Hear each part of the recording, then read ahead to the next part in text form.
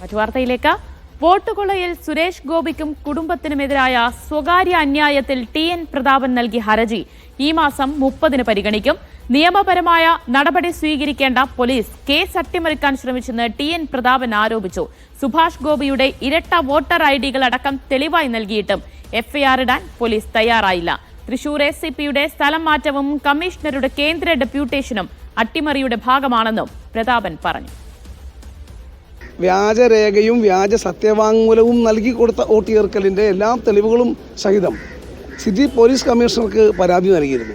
ആ city police കമ്മീഷണറുടെ നേതൃത്വത്തിൽ പോലീസ് ഈ കേസ് അട്ടിമറിക്കാൻ വേണ്ടിയുള്ള ബോധപൂർവമായ ശ്രമം നടക്കുന്നതായി നമുക്ക് വിശ്വസിക്കാവുന്ന രീതിയിലുള്ള അനുഭവങ്ങൾ ഉണ്ടാകുകയാണ്.